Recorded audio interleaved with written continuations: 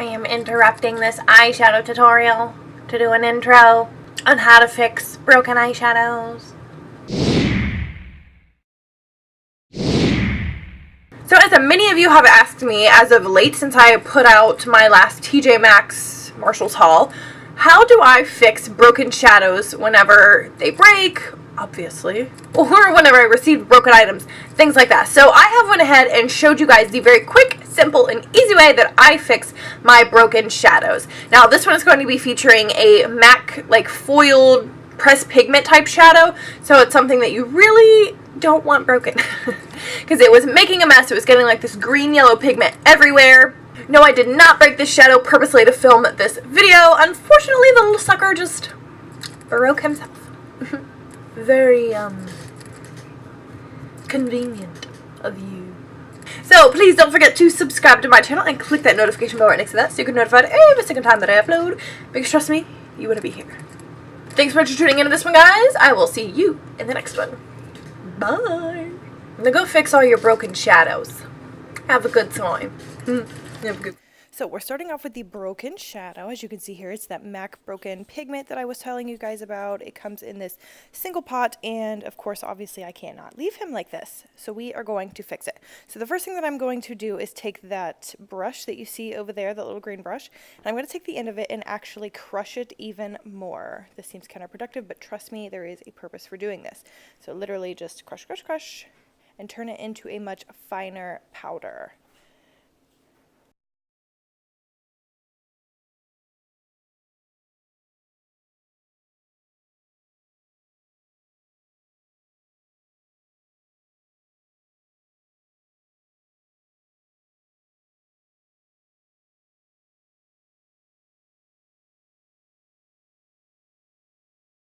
Now that we have him nice and squished, we are going to go in with rubbing alcohol. 70% is just fine. Most rubbing alcohols are about that percentage.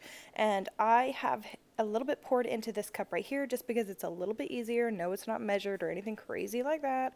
It's just easier for me to pour in. So I start off by just pouring a little bit and then using that same brush to mix it around. And I go back and forth doing this to make sure I have the right consistency. You want something that kind of looks like a paste. And once you've reached that consistency, you have the correct one, and then we can move on to the next step. But you see here, I'm just kind of dragging that alcohol through the broken shadow, making sure everything gets nice and saturated.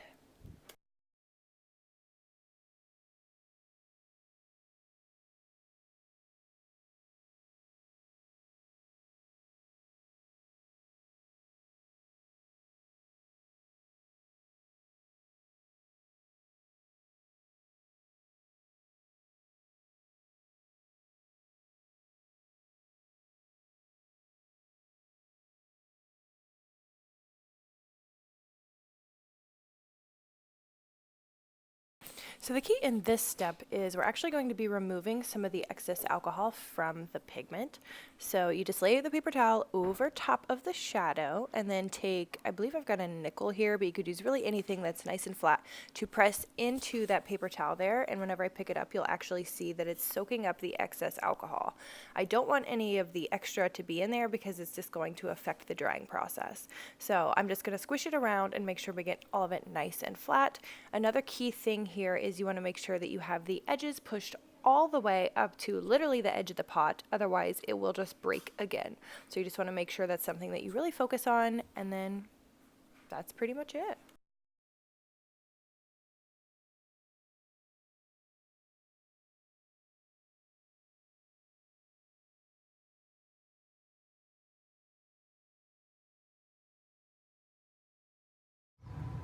Alright friends, moment of truth.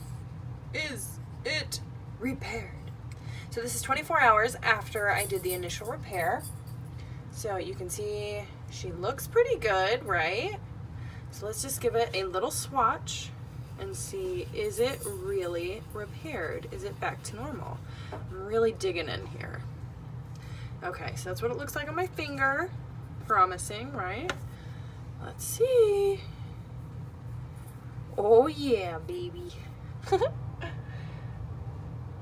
She's good. She's still got that duochrome, that brown, like burgundy green. Yes. Guys, This is a success. That's how you fix your shadows. Woo-hoo.